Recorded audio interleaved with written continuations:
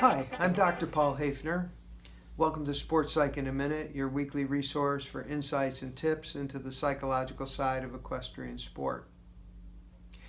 I've been thinking a lot about joy and satisfaction in my riding, in my work with my horses. And as I'm doing that, a couple of things have come to mind which I'd like to share with you today. These are things that I am challenged by, and certainly things that I've talked with many riders about over the years. The first one is this idea of comparison, how we compare ourselves to others. I talked I guess it was probably a couple months ago, I did a Sport Psych in a Minute on how when we compare ourselves to people who are just a little bit more successful than ourselves, it can be demoralizing. There's some studies about Olympians, and they look at silver medalists versus bronze medalists, and the silver medalists end up being far less satisfied and more frustrated than the bronze medalist. And I think that's because they're comparing themselves to the person right above them rather than looking at the larger picture of things and thinking about all the stuff that they've achieved.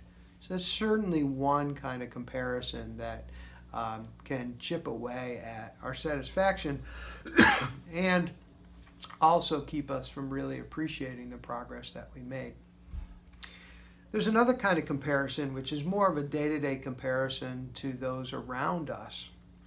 And there's a context that comes up frequently in my practice where people have one particular interest or they are on one particular journey with their horse, and they're in a stable, boarding at a stable or leasing a horse at a stable, where the majority of people are on a different journey, that there's a different interest and a different focus.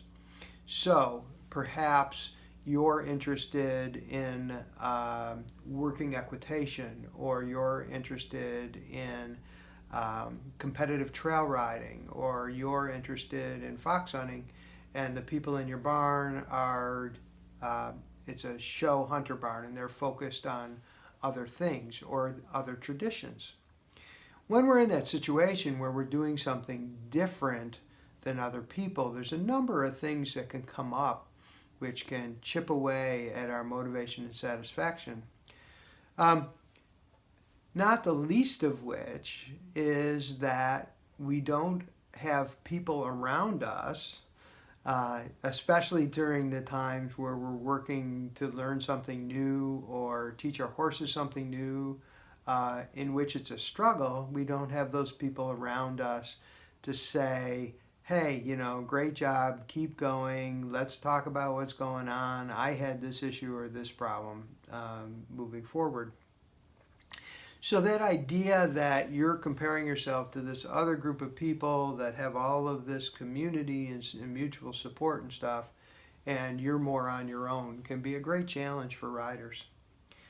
If you flip it a different way, look at it a different way, there's another situation that comes up, and that's the idea where our activity is different than what really lights our fire. So we end up at a hunter show barn, we're doing showing, everybody else is into showing, but that doesn't really match up with what really lights our fire.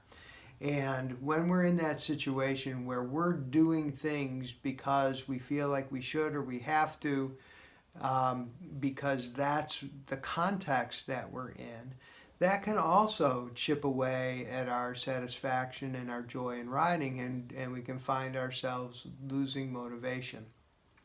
So a couple of practical suggestions. The first one really involves self-awareness. I always find myself coming back to that over and over again, is about a real dedication and pursuit of ever-increasing self-awareness as the basis for making good decisions for ourselves. So it's really helpful to know what lights your fire. And maybe you already know what lights your fire. Maybe you know what interests you, what kinds of things you can do with horses which really interest you, you're curious about, you're excited about. And Maybe you're not quite so sure, but if you're not quite so sure, then what I suggest people do is get curious and explore. Try some different things. Find something that really lights your fire.